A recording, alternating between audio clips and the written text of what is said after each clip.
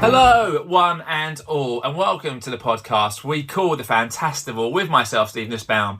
In the podcast, where I invite my guests to come on and talk to me all about their musical taste, their memories, their experiences, and they get to collate their fancy festivals, which I have christened a Fantastival. Hope everyone is well, as we are now in early February and 2023 rolls on. What a time to be alive. Before we start this one, a massive thank you to Ross, who was my guest in episode 117. Ross runs Adored Club UK, puts together a great fantasy festival lineup, and was just an all-round great guy, a great guest. So if you've not gone and listened to that one, please go back into our archives and do so. So that was 117. For 118, I've gone all out, pushed the boat out. Not one guest, not two guests, but three guests. They're Cleethorpes' best kept secret, apparently. They're the future of rock and roll. So ladies and gentlemen, I have Ben, Josh and Lewis from the awesome Revivalry. Welcome to the Fantastival Podcast, gentlemen. Hello. Right. How we doing? Mate, it's so good to have all three of you, the entire new Revivalry lineup on the podcast. Looking forward to hearing all about your musical taste, your influences. But what I always like to do is just check in with my guests before we start, just to find out how everyone's doing. You know, mental health is a very important thing for people of all ages. So, gents, how are you all? Very good. I'm pretty perfect. Yeah, pretty perfect. Yeah. Love it. A nice bunch of smiling peeps looking back at me is always a good thing. So let me start with you, Ben, vocals and guitar. How did you get into music? Oh, that's an interesting one. I started off, my first ever experience, with music ever was, we did, a show at school, and I auditioned for that just really randomly, and that was, my first ever, sort of insight into any sort of musical, and it's musical theatre, and it's my first time ever doing anything, and then after that my brother also plays guitar, so he was kind of showing me a little bit as well at the same sort of time. So that was when I kind of discovered that I had a big passion for music and playing. So I kind of got guitar lessons, but then I must have been playing for probably about 3 months, something like that, maybe not even that, to be honest. And Lewis decided to form a band, so I joined. I couldn't really play, to be honest with you. I really couldn't, but we kind of made it work anyway. Yeah. I remember one time we were playing live on stage for I think it was the first or second ever time that we were ever playing live, and I had to actually unplug my guitar because I didn't know what I was playing. So I just got up there with an unplugged guitar playing just so it looked like I was playing. So yeah, it's pretty much. And the humble beginnings. The humble beginnings. And Lewis, so you're the man who made Revivalry happen. So what made you want to start a band, Lewis, and how did you get into music as well? Well, I got into music because my uncle, who was a drummer, just decided for Christmas to give me his old kit. So from there, I just kind of fell in love with it. And then, I just saw Ben playing. I thought, hey, we should start a band. And not much to talk about there. And just for anyone who's listening who might not know who Revivalry are, I think it's quite important to specify how kind of young you are, right? So you're all still at school. You're still a fairly young band. So I guess, how old are you guys? So I'm 14 and Lewis and Ben are 15. Wow. So, I mean, how long has your band Revivalry, how long have you guys been playing for and going for it? Because it's quite a young age for Yeah. Me and Ben has been since year 7, so 4 years. No, it's about end of year 7, I think. So probably about 4 years-ish now, but I was kind of just starting, so I've only been playing for the amount of time that I've really been in the band, to be fair. So my entire guitar journey has just been in the band the entire time. So it's been good to develop with somebody else so they can kind of see your progress and I can kind of see theirs over the years. So I think that's been pretty key in our journey. I don't know how long you've been playing, Josh. I've been playing for about, God, I actually can't remember now. I've been playing since I was in year 4 now in primary school, but I've only just started playing live in April of this year. That was my solo thing, and I've just been doing that. And then these two approached me and said, would you like to do an audition? And we did the gig at the Little Un, and now here I am. Yeah. So how did you get into playing bass then, Josh? Because, most kids will go to an acoustic guitar and learn a G chord and they're off and away. Bass is a bit of a different entity. So how did you get into the bass? So I've been playing guitar. It's been second nature for me. I'm always playing my guitar, but I got a bass last year, and I just started playing it and like playing root notes and adding some fancy bits to it, and just like adding bits to songs, and like I just thought it sounded really cool. And then these guys asked me, and I said, yeah, I'll do bass with them.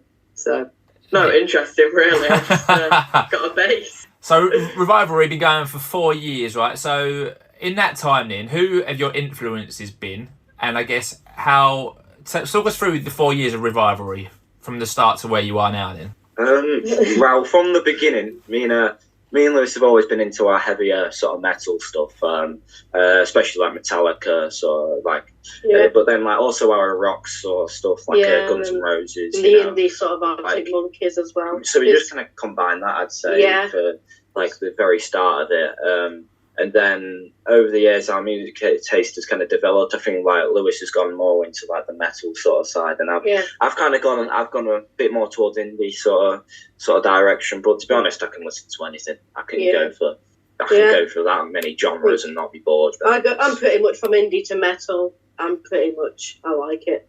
Always a good sign. Always a good sign. So you've had in the last 3 years in, so from 2020 onwards, you've had 7 singles out, right? So I was looking at your Spotify account. So if you're 15 now, you must have had your first single out at 13 or 12, right? I think it was it 12 or 13? I think it would be 13. Yeah, probably 13. Around actually. then, Yeah, we've had quite like amazing opportunities really to record over like the course of our careers in music. Not long ago, we went up to Rockfield and we recorded with the band City Lights. We recorded some stuff up there, so that was great fun. And then we've the rest of our stuff we just got done on our own. And last year you had 2 singles out, right? So you had All I Ever Wanted and you had Pieces out, and they both seem to have gone down very well from what I could see within like the new music community. Have you been surprised with kind of how well those singles have performed and how much of an audience you've built? Because when I started getting into the new music scene, Revivalry was a name that kept going round and round, and I was actually, quite surprised when I found out how young you were and kind of how I guess inexperienced you guys were. So have you guys been surprised with how kind of big you've gotten? Absolutely.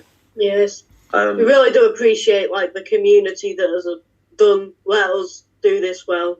Yeah. And I feel like Twitter's like given us quite a lot of outreach to like sort of build an audience off the back of that. Like I feel like following from watching them, I feel like we've kind of almost become friends with the people who enjoy our music, and I feel like we have great conversations and we kind of know almost on a personal level each of our listeners. So I feel like it's good to get the feedback from them as well, to see like redefine our music to fit what they want to hear. Does that kind of make sense? It's been really good to build a community over such a long period of time and like get to know our fans. And I saw you played a gig about two weeks ago, right? And a lot of the new music community were there. I've seen an amazing video of you drumming, in particular, Lewis, where someone had filmed your drum solo and it looked insane. But that looked like a great gig. How did you find playing live? Did you get nervous? Do you just take it in your stride? I feel like us three have all played live. Like these two have played live together that much, that it's just like they're not nervous. It's just something they do a lot. Yeah, and that's pretty accurate. The same with me as well. To these two, but I just feel really excited and I just enjoy it. Yeah. Same here. I get really excited just for any gig. Talking of gigs are there any gigs coming up? Anything you can reveal on the podcast? Or anything in the pipework? Absolutely. All right. The diary is full. Every weekend. I think every weekend in March we've got like 1 or 2. Except like one weekend in March we've got a break. Like that's it. Is it 3 gigs in one weekend? The weekend after, I think something like that. We've got so many gigs. Yeah, it's ridiculous. To be honest, I've been really surprised with the amount of people requesting gigs. To be honest, considering that we've just got a new member as well, but honestly, I feel like we've had a amount of gigs that we've been given with Josh now in the band. It's been great, to be honest. Any gigs you want to push? Where are you guys playing? Are you just playing in the local area, or are you getting out and about a bit? Well, we're we're playing one local gig at Spider's Web on the 11th, is it, of March? I think that's the 11th. I think it's the 11th of March, that one. I actually can't remember. Is it? Is that on the 11th we said? I think it was. 11th. Yeah. That's supporting Dubinsky. Then we've also got one in Laceby, I think it is. I think it's Preston, isn't it? Is it Preston? I don't know where it is. Dubinsky and Preston. No, but we've also got one in Laceby as well, don't we? We've got gigs everywhere. Yeah, we've got them all around and about, to be fair. So if you're around those areas that the boys have mentioned, please go down and get yourselves to go and see Revivalry in the next couple of weeks. Sure to be some great gigs. And also, I guess we've got to mention, gents, you've got, by the time this podcast goes out, you have just released your brand new single, Legion. So tell us a bit about the single and kind of the thought behind it. Well, Legion's a bit more of a heavier song than the band's like used to putting out, but it's got like a really chunky guitar riff, which I think is really, really good, and then a bit more of like a chordier, softer chorus. It's coming out this Friday, so be sure to stream it on Spotify and everything. Just give it a listen. That's basically it. It's the first song that Ben's singing on. Yeah, it's the first one that I'm singing solo on, so like just me. So should be interesting, really.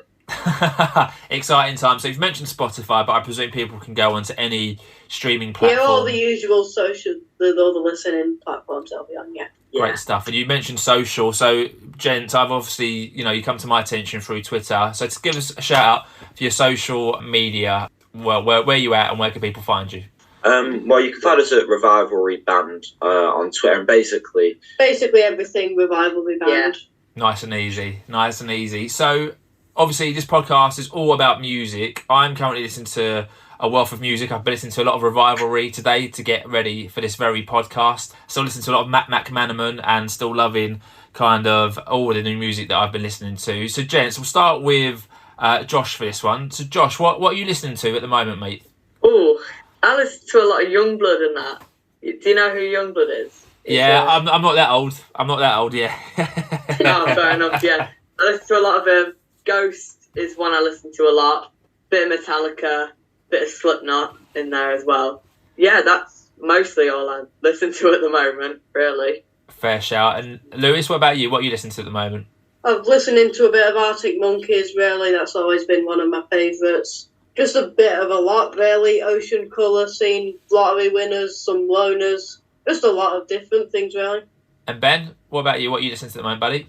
I've been listening to like a bit of Mac DeMarco, more like indie stuff as well, a bit of Oasis. I do love a bit more heavier, rockier stuff. Like I'm quite into like Motley Crue and stuff. So like that's obviously more on the heavier side compared to them, compared to the others. But honestly, I listen to everything. I generally listen to all sorts. And I normally, at this point of a podcast, we go and take people back many years to find out what the first record they bought was. So without sounding condescending to you, like, I guess it's downloads for you guys, right? Actually, let me try and get a physical product. Do you remember buying your first CD? Because you guys must be buying CDs, right? Or maybe not. CD bought for me by my parents. I genuinely think it was a Metallica CD. I think it was Death Magnetic by Metallica. I think, what a CD. Day That Never Comes is tune, honestly. Like it. Lewis? My parents got me an Arctic Monkeys, Whatever People Say I Am CD, and that's the first one I can remember. Great album. Ben, do you own any CDs, or are you just a pure downloading kid? I am a pure down. I don't think I've ever purchased any physical form. I'm not going to lie to you. I'm a pure downloader. I guess it's quite interesting speaking to artists and acts of your age. I mean, what is the end game for you? So when I was in bands, when I was younger, we always wanted an album to come out and a physical album that you could hold. What is in the pipeline for Revivalry? So I guess in the next year, what do you aim to achieve? Do you envisage having an album physically in your hand, or is it just about streaming and singles? I think we want EPs a lot. Yeah. I think we're thinking about writing an EP. Yeah, we're working on an EP right now.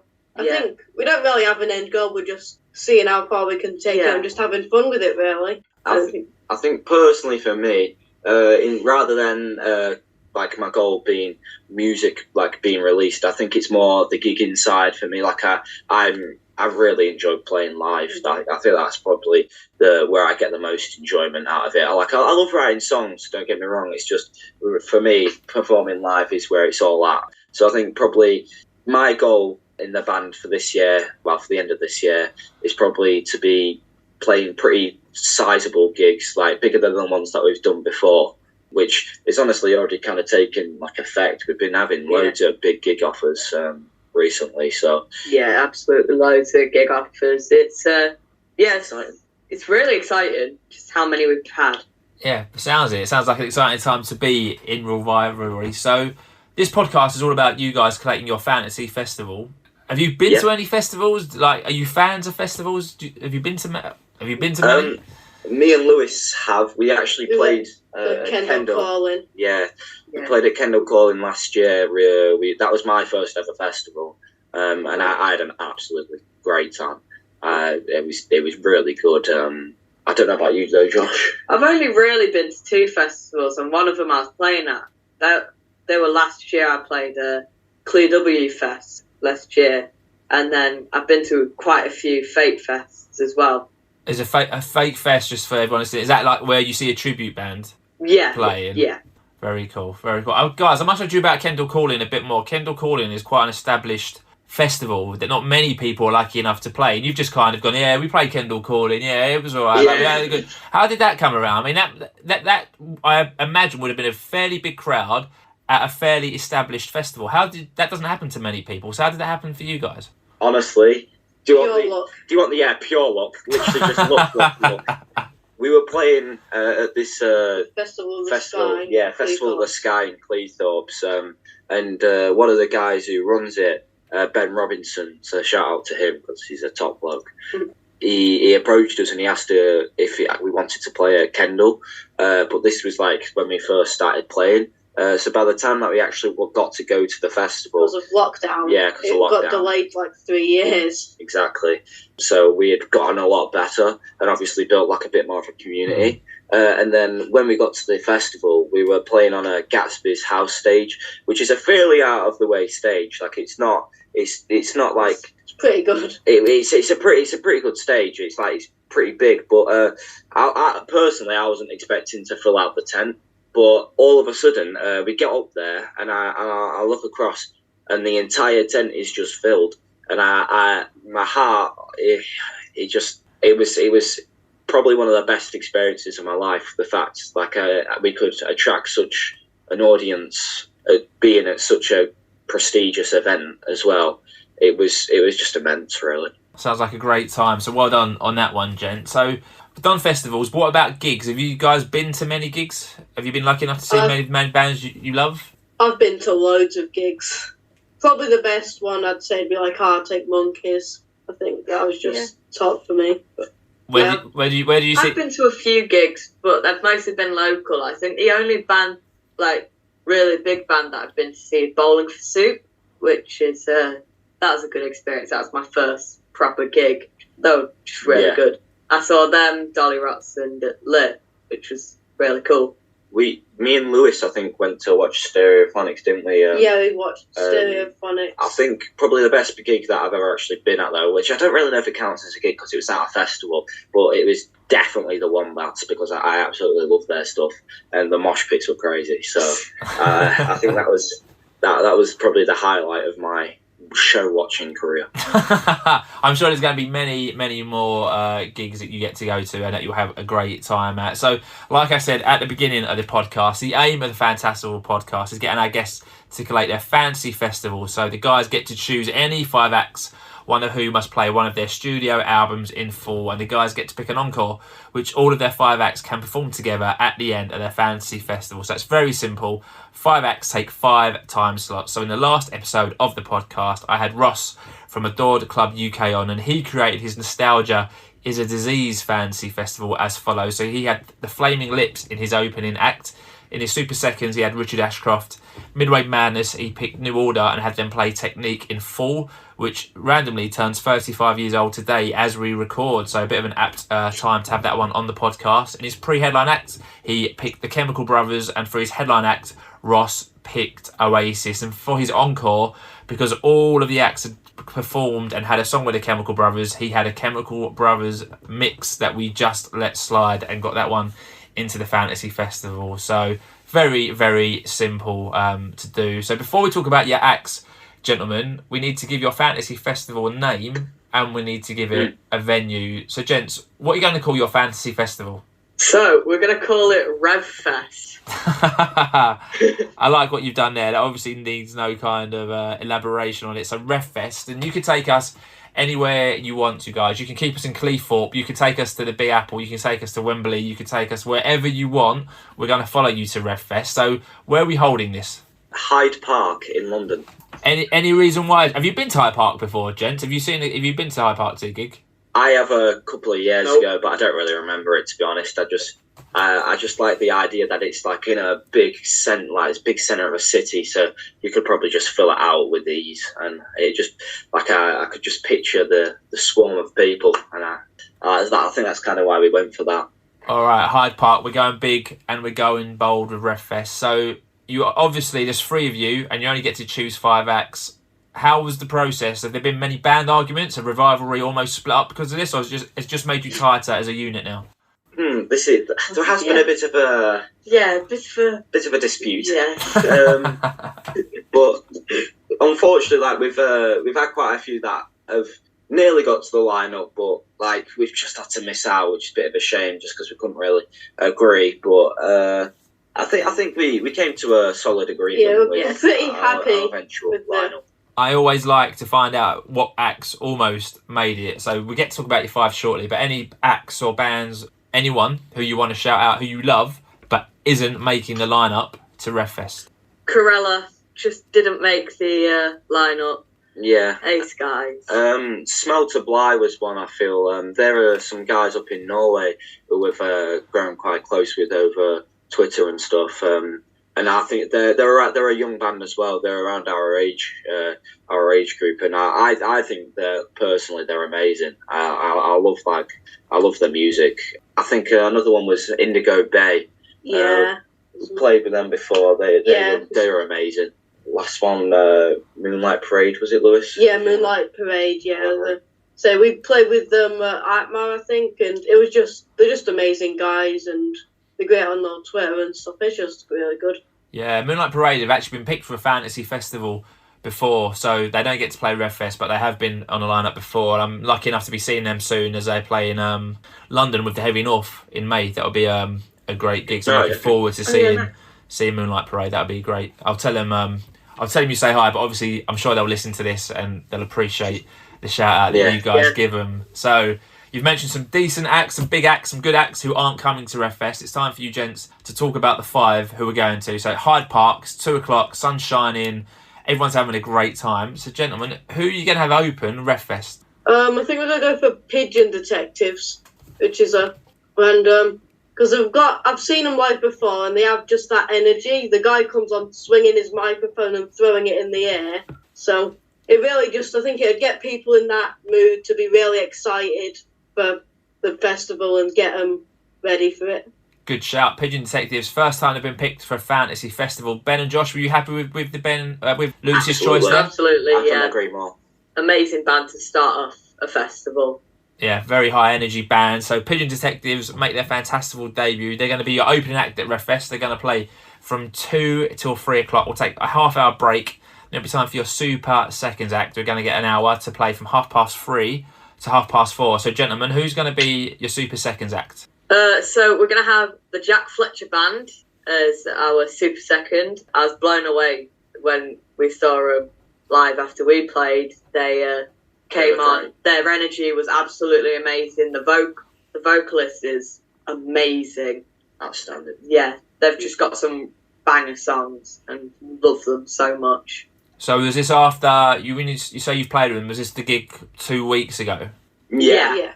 Fine. So some listeners might not know who the Jack Fletcher Band are. So I guess just to elaborate a little bit, who do they sound like? Like who would you compare them to? If someone said, "Oh, tell me about the Jack Fletcher Band." I'd say they got a bit more especially like style sort of wise. I get reminded a bit more Oasis-y, but I feel they're a bit more heavier than Oasis, but they've got like a really unique sound. To be fair, I really like it, especially the guitarist. For me, really stood out. His stage presence was on point, and it was just good to watch. Like I didn't find myself ever like my mind ever wandering. It was just purely fixated, and it was just a brilliant performance. So. Brilliant stuff. I look forward to listening to the Jack Fletcher Band, and they make their first Fantasy Festival appearance. They're going to take your Super Second slot, playing from 3:30 to 4:30. We'll take another half-hour break, and that'll take us to 5 o'clock. It'll be time for our Midway Madness act to come on. So, gents, who's going to take your Midway Madness act? This, for us, was Claire. It was honestly, this was the one that we all just said straight away, City Lights. Undoubtedly, definitely, 100% City Lights. Absolute outstanding band. We've had the opportunity to play live with them before, and record some music with them. The rapping sort of style that B adds onto it, I feel is great because it gives it sort of another genre twist. Do you know what I mean? And it like feels like a certain niche, which I feel like people don't usually get to hear and listen to a lot. And honestly, their energy on stage is just crazy. The bass lines are honestly superb, and the guitar solos couldn't be better. So love a good bass line. Great shout. So City Lights, yeah, I agree with what you say. They sound, when you hear them, you know it's City Lights, right? So they got a very niche sound, a very good sound. So City Lights are taking your Midway Madness act. Their first time at a fantasy festival. They're going to play between 5 and 6. So 3 acts down. You've got 2 acts left to go. Your pre-headline act up next. They're going to play from 6:30 to 8 o'clock. So gentlemen, you're looking at each other. So hopefully this is unanimous. Hopefully we're still all smiling, that I can see, which is good. Gents, who's going to be your pre-headline act? This is the lottery winners. We've actually, me and Lewis have had a chance to kind of play with them before. They pulled us up on stage in Hull. I think last year it was. They pulled us up on stage and we got to play with them. They're coming down to Grimsby and they're playing at Dock Spears, so we're all going to watch them then. And honestly, we just kind of love their music. Yeah, I think the singer on there is so funny as well. Oh, he's hilarious. He goes on, basically just tells jokes for the entire thing. Honestly, it should be a comedy act, to be fully honest. Like, scrap the music. It's like a comedy act with good music, basically. So Tim mentioned if he had a band. So you said that they pulled you up out of the crowd. Was that planned, or I mean, how did they know? How did they know how to pull you up? Like, I think one of us was like, I think it was me. I was just like, oh, he plays the drums, and then they got Lewis on stage, and Lewis was like, oh, can you get my mate up? So I got pulled up as well, and we were just kind of playing with them. That was basically it, really. It was really random, but it was really good fun. Sounds amazing. That must be on YouTube somewhere, surely, right? I think there is a video. It's on our channel. Yeah. Oh, amazing! So you can say you've already played with one of your fantasy festival acts, who are the lottery winners. Yeah, true. Amazing stuff. All right, so the lottery winners make their first appearance at a fantasy festival. They're going to be your pre-headline act. They're going to play from 6:30 to 8 o'clock. So 4 acts down, 1 act left. Who are going to be your headliners? They're going to get to play from 8:30 to 11 o'clock. So before you say they are, gents, was this unanimous, or was there argument over this? This one was like one we could all agree on. I wouldn't say that we got to this conclusion straight away. Like, I feel like it took a bit of... It's one that we knew we'd all like. Yeah, I think we knew that we were going to put them in somewhere, but it just happened to be the pre-headline where it ended up. All right, so who are we going to have as your headliners then? Arctic Monkeys. Oh, I thought it might be. I could see the smile on your face, Lewis. I didn't want to say it, but I thought we might be going to the Arctic Monkeys. So you've mentioned them a bit so far. So I guess, why are they your headliners? And they sound like a very important band to you guys. So yeah, why are they your headliners and why are they so important to you? I think it's just, we love the music. They've been a huge inspiration to the band, really. And it's just a music that we love and we can all agree that we like, I think. I feel like their early stuff especially stands out to us all. Like, as they've developed more into more of an American style, I feel like we've also grown to love the Raytons because I feel like they kind of keep consistent with the Britpop sort of style, which I feel like, as much as I do love Arctic Monkeys, I feel like Arctic Monkeys have kind of lost. So I feel like the Raytons are an honourable mention as well, just to add that. Good shout. Must commend them on their #1 album. So obviously the Arctic Monkeys get 2.5 hours to play. Is there any songs that they have to play for you? Are you looking for them to do their earlier stuff, or would you be happy absolutely.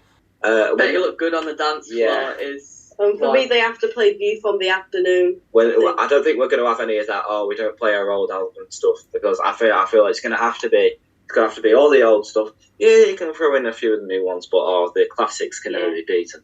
Yeah, Teddy Picker's one that's got to be on there. That's probably my favourite Arctic Monkeys song. So great stuff. Yeah, great stuff. They're going to come back and blow us away with a blast from the past, and everyone's going to love it. Great show. Arctic Monkeys are your headline act. 2.5 hours, and at 11 o'clock they bring on back on stage the lottery winners, City Lights, the Jack Fletcher Band, Pigeon Detectives, and I think I can see Revivalry sneaking on as well onto the stage. Yeah. Very cheeky, boys, but we'll let that one slide.